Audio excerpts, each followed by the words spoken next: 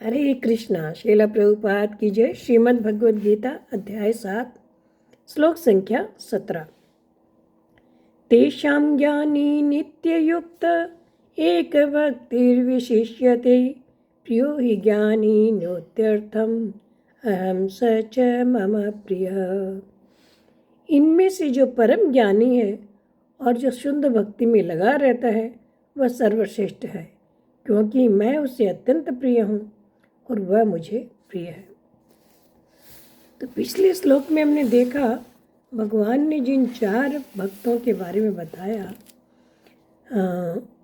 ज्ञानी, उसमें से ज्ञानी भक्त की विशेषता का भगवान आगे के श्लोकों में विशद वर्णन करते हैं।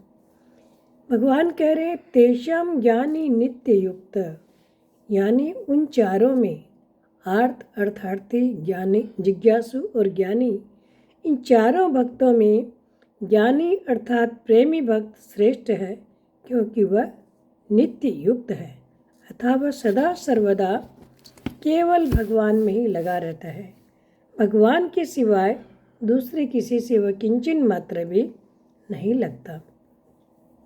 जैसे गोपियाँ गाय दूहते, दही बिलोते, धान कुटते आदि सभी लौकिक कार्य करते हुए भी भगवान श्री कृष्ण में चित्त वाली रहती है, ऐसे ही ज्ञानी भक्त लौकिक परलौकिक सारी क्रियाएं करते हुए सदा सर्वदा भगवान से जुड़ा रहता है।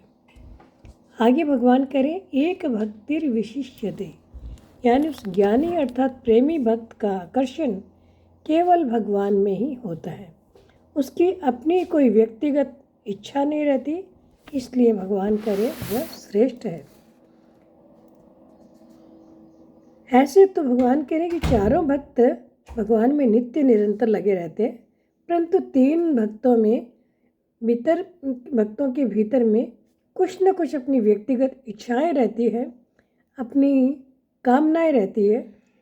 परंतु जैसे अर्थार्थी भक्त अनुकूलता की इच्छा करता है, आर्थ भक्त अपनी प्रतिकूलता मिटाने की इच्छा करता है, जिज्ञासु भक्त भगवत तत्व जानने की इच्छा करता है, परंतु ज्ञानी भक्त जो है, प्रेमी भक्त जो है, उसके अंदर कोई भी इच्छा नहीं रहती।